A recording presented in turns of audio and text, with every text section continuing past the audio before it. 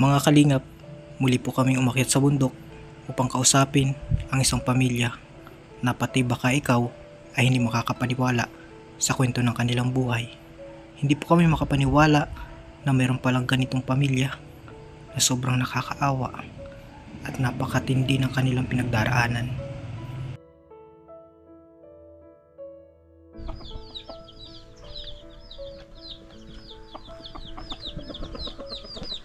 Tao po. Magandang hapon, Nay. Yan. Ako po si Kalingap Alvin. May naglapit po kasi sa akin na kailangan nyo daw po ng tulong, Nay. Napuat na po to. Ito nga po, gusto kong ipaano. Ano pong yan? Anong nangyari dyan, Nay? Naputol na disgrasya po kaya ako sa Bulacan. Ngayon wala naman sa akin tumulong na mapa-opera ang paa ko. Magandang hapon po. Ay, hello. May anak nyo, Nay? God bless.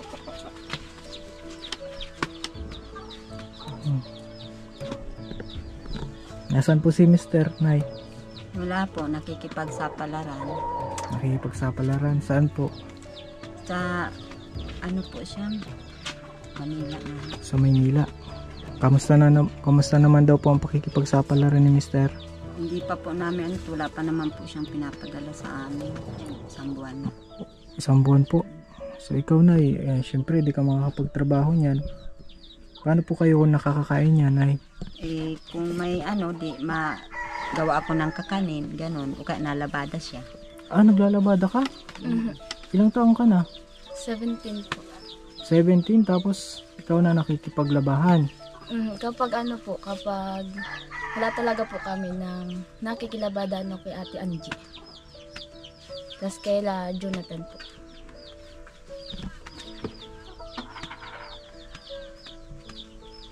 Buti naintindihan mo yung sitwasyon ng magulang mo. Mahirap po kapag ay nahiling si mama kapag nagagawa ng yung paninda para lang makapag-eskwela po kami. Kaya tigtataba kami na lang po kapag pag di po ako naglalaw, tigpapalabada po ako. Hindi ka napasok para makapaglaba? Para may pambiling pagkain? Iyo po, tapos minsan po ng Tagalog na yun, Tagalog? Kaya po. Minsan po, nang napunta yung kapatid ko sa bundok, nagkukuha ng gatong, tapos yung mga panghaligi, pigbibinta po niya. Kapatid mo? Ilang taon na yung kapatid mo? 14. 14. Asan siya? Nasa loob po. Tao.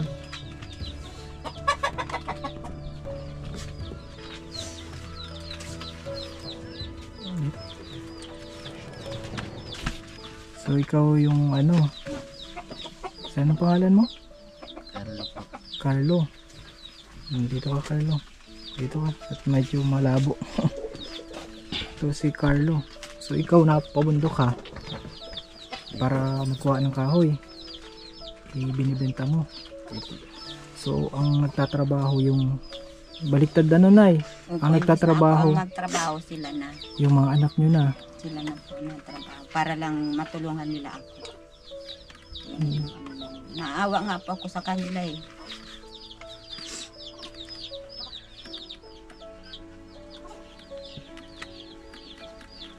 Kasi 14 years old na natuto ng maglabada para may makain na imbis na focus lang sa eskwela.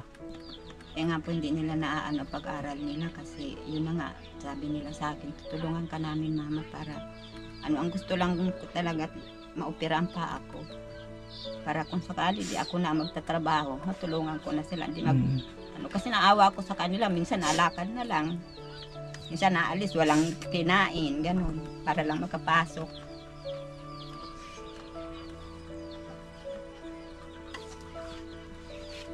So, ano pong sabi ng doktor niya, Nay? Uoperahan na po. Kailangan ng operation. Kasi hindi nga daw po alam kung baka daw po meron yan yung buto bagang durog, ganun. Kailangan pong operahan. So, na-x-ray na po siya. X-ray na yan. Tinulungan po ako ng dating kapitan dito para ma-X-ray. Kaya lang po hinihingian kami ng ano nga, itong opera. Kailangan. Ay wala pa akong ano talaga. Ano, magkano daw po yung sa operasyon? Hindi naman po kami nagtanong. Kasi wala po kami maitutustos dyan. Kaya kung sakaling may magtulong sa akin, salamat.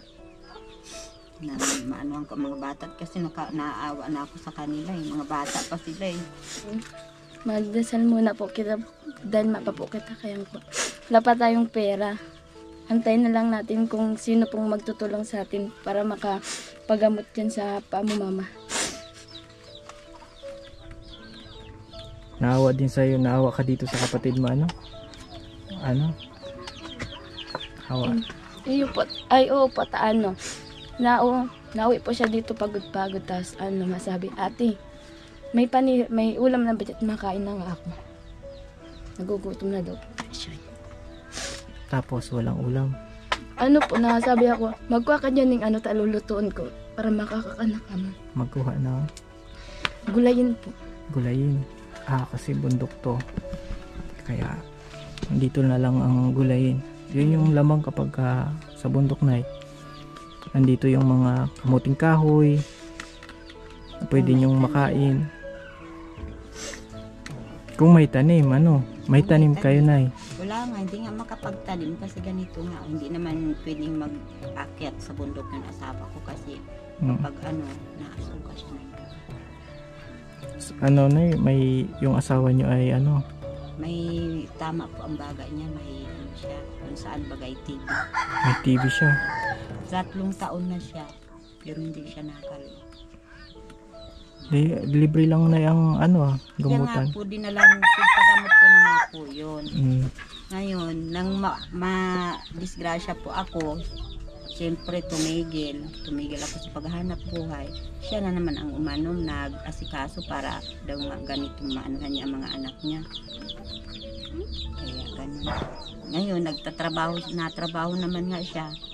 Mapagod lang siya, nasuka naman ang dugo. Grabe. Naawa ako doon, naawa ako sa kanila, pati doon sa asawa ko. Naawa na rin ako kasi baka mamaya siya na naman ang maano ka sa hospital. Buti na hindi mo naisipang sumuko. Ha? Ay, supong-supo na nga po ako sa sarili ko. Kapit lang, Nay. At may awa ang Diyos. Lalo't namatayan ako ng anak. Namatayan ng anak. Yung panganay nila, namatay. Namatay. Hindi ko na ipag-amot kasi talagang kulang sa pera. Wala kami talagang maiano sa kanya. Anong sakit po nung ano?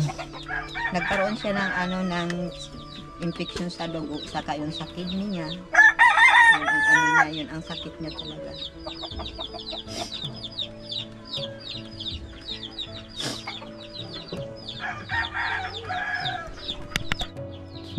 Nawalan ka po ng anak.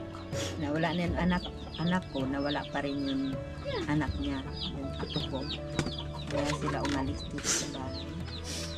Namatay din ng apo. Namatayan din po ako ng apo ng November 20. Puro pagsubok na yung naranasan nyo. Kaya nga po suko ako kasi talagang puro pagsubok. Ilang taon po yung apo? Ano lang po yun, 3 buwan lang.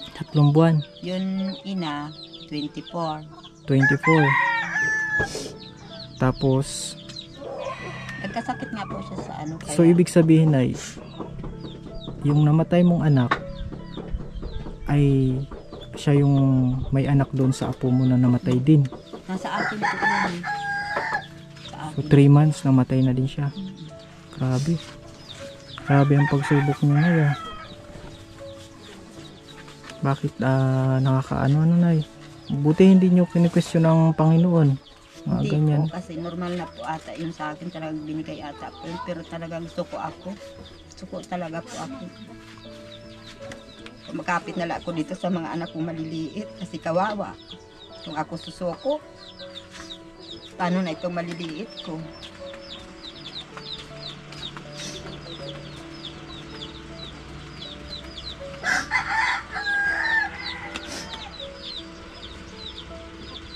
Grabe yung sitwasyon.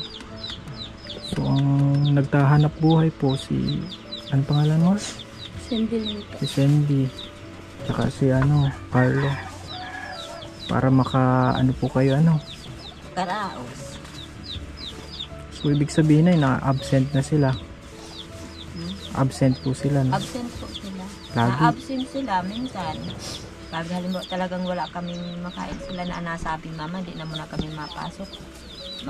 Maahon ako sa bundok, mahanap ako ng maibibinta dyan sa baba. Ganun. Sino Siya. siya? Ikaw. Buti naisipan mo yung ganun. Magbenta na, 'di ba? Ang ibang kabataan okay lang magutom basta. Ano pa siya sa laro. So kapag ikaw ay nagtaas ng bundok, anong mga paninda 'yun? Mga alam po, yung mga kana.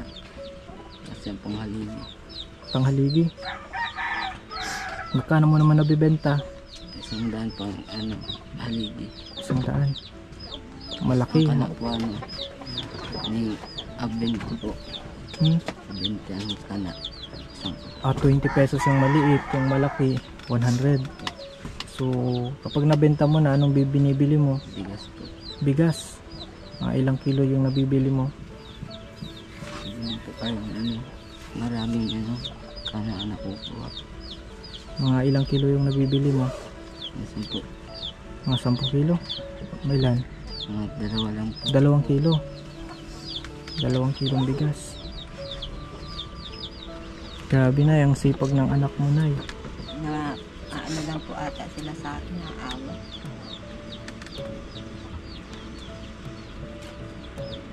Naawa ka at mahal ka po nila. Mahal mo si mama mo? Ikaw mahal? Ay, mahal na mahal po. Nagagalit si Mama, iniiyak ko na lang po dyan sa tabi. Kisa naman po magsalita ng iba kay Mama. Naintindihan niyo yung sitwasyon ng mama mo.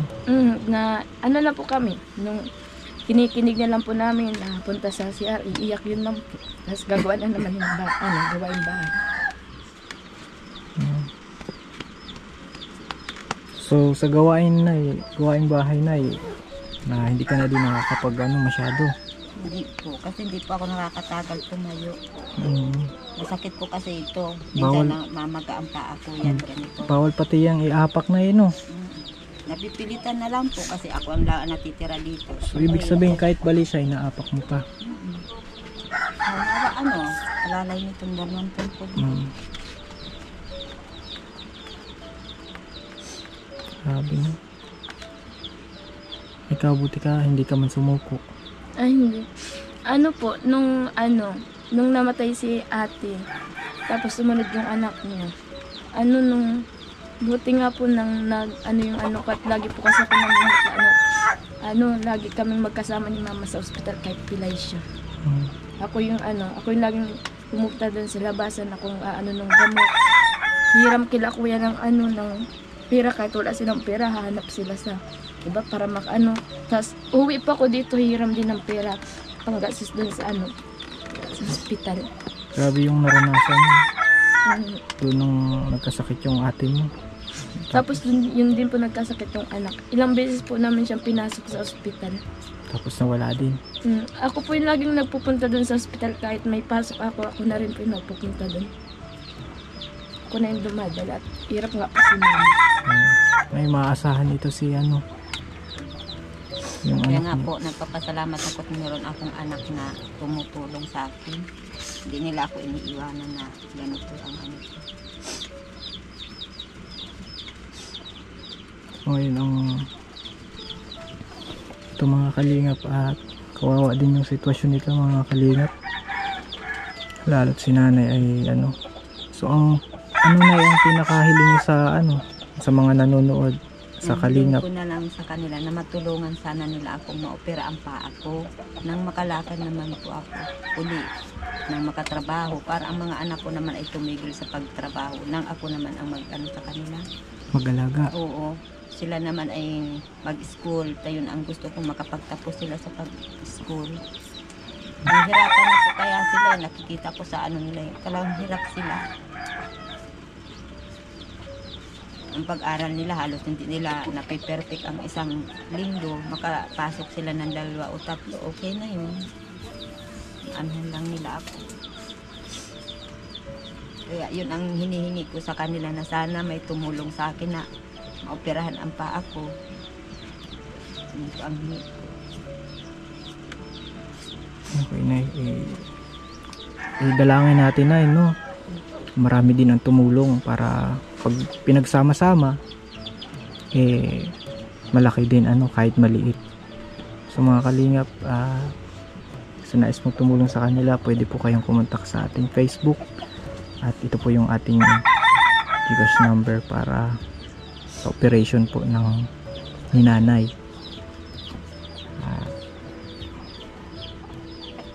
At isama po natin sila sa panalangin. Bakit sobrang medyo nagulat lang ako kasi sobrang dami ng pagsubok ninyo. Ang nanay, yung anak, bali pa yan. Tapos si tatay may Ang talagang may sakit sa amin talaga dito, matagal na yung asawa. Kaya ako nagtrabaho. Ako dati po kasi ang nagtatrabaho talaga. Ngayon, nung ako ay madisgrasya, ganito na nga, naputulan ng paa. Sabi nung asawa ko, ako na naman ang magtatrabaho nito. Kaya lang, sabi ko nga, ano ka pa ng dugo, di ka pa naman magaling. Ano ang ano niyan? Bahala na, nasa yan ang Panginoon na yun ang mag-ano sa atin. Kung ano ba talaga. Kasi hindi naman talaga ikaw pwede, mahinto yan mga batang yan. Pag-aral. Kaya ang gawa na lang nila, nang umalis si papa nila, sila na ang naghahanap ng mapapagpirahan para makabili ng bigas, yung pangangailangan nila sa pag-aral. Buti hindi mo naman naisip na maghinto. Hindi naman po na man po ako kapag na-update man po ako sa sa GC namin kung may gagawin, ginagawa ko na lang po dito sa bahay, tapos pinapasa ko na lang kay sir. Kahit absent ka. Buti na unawaan ka ng mga teacher mo. Nagpapaalam po ako, nasabi po ako, sir, hindi po ako makakapasok at nga po, minsan po wala pong pamasahe, ganun po. Lang po kami. Sabi lang sila, ay sige, pagbuti mo na lang yung gawain mo dyan sa bahay niyo at tulungan mo na lang si mama mo. Po kayo po. Naintindihan. Alam nila na si mama mo ay bali yung paa. Sinabi ko po kila ma'am tapos kay sir. Minsan po na-absent pa kahit nasa school na ako, nasabi ako, ma'am, pwede pong hindi ako magpasok mamaya at uuwi nga po kasi mama nga daw po na nilalagnat. Yung pa nga daw po yung namamagaan naman. So, nilalagnat din ikaw, Nay. At mamamaga pa yung mo pag nadidiin siguro, Nay. Pag yun, halimbawa, sige, ang pursa ko ditong gawa, namamaga talaga siya. Grabe, na. Yan, pag nilagnat na ako, tigil sa galaw dyan sa kusina. Kasi nilalagnat talaga ako, pinaanhan ako ng lagnat. Grabe po mga kalingap yung sitwasyon nila. Yung mga kalingap, at sobrang nakakaawa yung sitwasyon nila. Ito po kung sa nais pong magbigay po sa kanila ng tulong na ipahatid po natin. Ito po yung GCash number natin at ang ating Facebook account.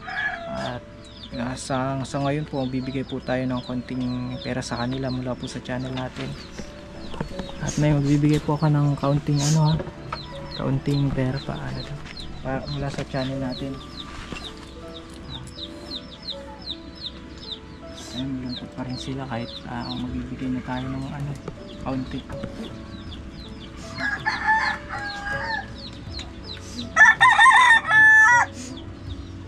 Pambili ng ulam at pagkain Salamat po. para sa school nyo, pang pamasahe kayo. Ayan mga kalingap, sa nais po ding mag-abot sa kanila ng tulong, muli po nandito ang ating GCash number at ang ating Facebook account na iabot po natin sa kanila. At kapag naipon po natin, alikom tayo ng sapat na halaga para mapa-operahan si nanay. Mapapa-operahan po natin siya at magbago naman po tayong buhay. Ay, ano pong masasabi niyo sa tulong na Salamat at salamat sa inyo at meron kami maibibili ng pagkain ngayon. Naibibili na po namin yun ng bigas ngayon. Tapos pang-budget nila. Oo, bigas at pagkain. Ayan si ano, anong masabi mo ano? Ano po, maraming salamat po sa pagbigay niyo po sa amin ng pera. Makakaano na kayo, makakapasok na bukas. So ibig sabihin matagal na kayo hindi nakakapasok? Nagpasok po kami kahapon kaso po ano lang po Ano kami. lang? Half Nag-uwi day lang. din po kami. Kasi kailangan maglabada. Mhm. Si ano laba. Tapos ikaw naman, ganun din. Mas unahin nyo yung pag-aaral, mas ano no. Pero no choice sila, yung mga kalingap. Kailangan nilang makakain. Kaya napipilitan silang mag-absent. At ito po yung kalagayan ni nanay. Putol po yung buto niya sa paa. Kaya hindi po makapagtrabaho. Yung tatay naman po nila ay merong sakit na TB. Sa ngayon po ay nagpa-Maynila para makahanap ng trabaho. Nakahanap na po siya na ng trabaho? Hindi nga po siya tinatanggap sa trabaho. Kasi meron nga po siya TB, yun ang problema mga kalingap. Talagang nakakaawa. Hindi daw po pwede. Nay, at pansamantala at paalam din kami. Ano masabi mo, Toy? Salamat po sa tulong sa 14 years old yan. Ano, ikaw naman, Laika, ilang taong ka na? Ay, Laika, ano? 17 17 ka na, okay. Nay, at pansamantala magpapaalam muna kami. Idalangin natin na marami ang makapansin, ano? At matulungan din tayo sa pangailangan natin. Ano, Nay? Salamat. Tiwala tayo sa Panginoon, walang imposible. Ano, Nay? Kailangan positibo yung ating pananaw.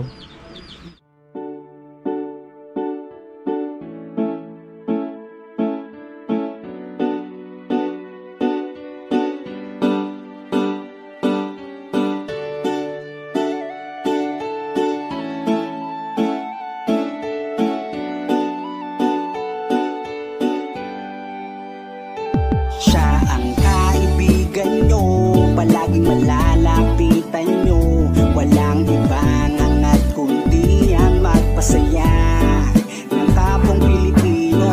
Kahit anong problema, siya ang lagi nyong makakasama. May Kalingap Alvin, kayo na kaibigan, masasandalan pag inyong kailangan.